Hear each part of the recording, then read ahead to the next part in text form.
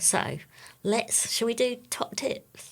Yeah. Do you reckon? Yeah. Right, top tips, Charlie's been Charlie. really Give me thinking some about top it. tips. Typical Virgo, and I've got my answer. Pisces, I'm just going to make it up on the spot. My top tips would be kind of digital bits.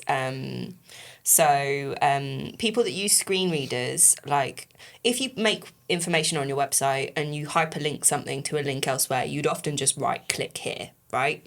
Okay. The default is so that it's short, it's snappy, just have click here and you'd hyperlink it, or have a button and it takes you elsewhere. But when a screen reader reads this, the links appear at the bottom.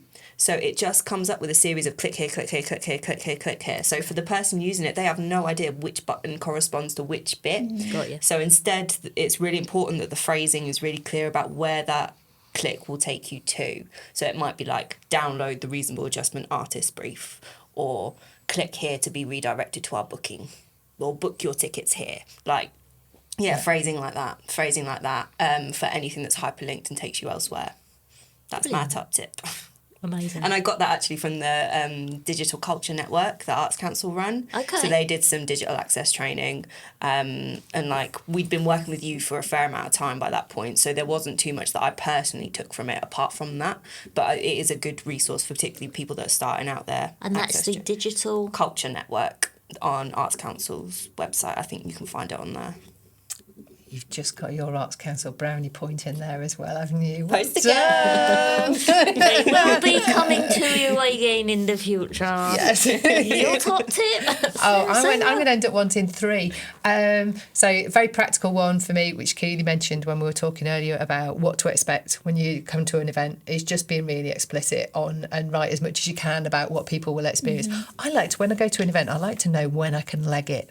So I like to know what, and things like that. So as much as what you can write about the venue and how long it's going to be and all that kind of stuff, but just write what to expect within your narrative on the description on the website or on any flyers. There was a top tip that somebody mentioned in our discussion with Sunny, which was to listen, not to listen to respond, but listen to learn. And that will sit with me quite well. It's about how we listen. It's active listening, isn't it? But that's something. And what was my third one going to be? I'll come back to that. Okay. There was a third one. I feel like they've stolen all my top tips. Oh, man. I don't know. I suppose, I think for me personally now, it's changed my whole focus and the way I see the world. But particularly when I'm going and producing an event and I'm going into a venue or even for instance, recently there is someone that comes along to one of our projects in Orton and they have fibromyalgia.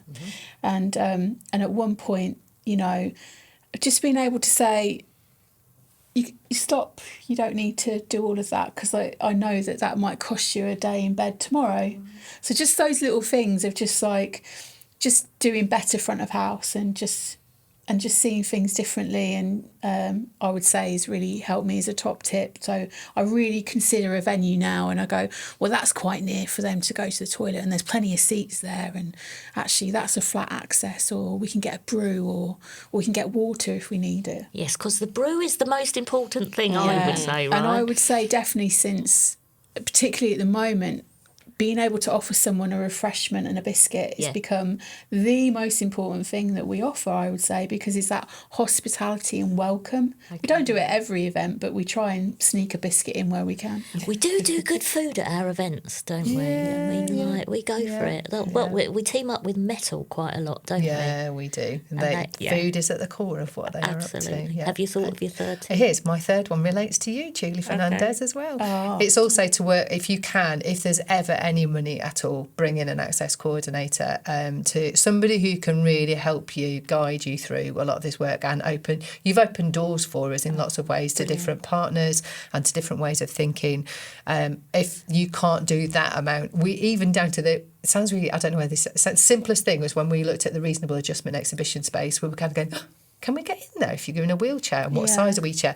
And we lovingly commandeered somebody on the road, didn't we? Outside the shop. She was a wheelchair and went, do you mind just coming in and just checking this? And she was like, oh, this works. What are you doing in here? And it opened up a whole conversation. She probably came back. But it's working with people who have that lived experience, and wherever, ever possible, honouring that financially as well. But I think that's been having discussions and not dreaming up and thinking you know the answer, but actually asking people the questions. Yeah. I've got another one. Go on. There's another Julie one. Give us. No You've got to have some all as well. Caps writing. Yes. No capital letters. Oh man, I've been driving you mad with that, haven't I? I still have to clock myself. It's because I'm a poet. I like things in all caps, like titles. Is it because it's bold? Yeah, maybe. I So think could it's a you bold distinction. it? Yeah. Right, And can we do change the- Yeah, yeah. exactly. So fonts are a huge important thing to consider when you're creating publications like marketing, social media stuff. It's important that you have something that is primarily sans serif is the most accessible of the various fonts. But yeah, all caps is inaccessible for I lots of can people. leave now. My You've work done is done. it. You've done it. It's in my head. What's your 2 top tips? Oh man, how long have we got? I think it's being open, like you guys have been, totally open to exploring it and not worrying about what hasn't been done yet, but kind of moving forward and saying, oh, let's just embrace it. And if you're going to do this, get your advice from someone from the DDN community.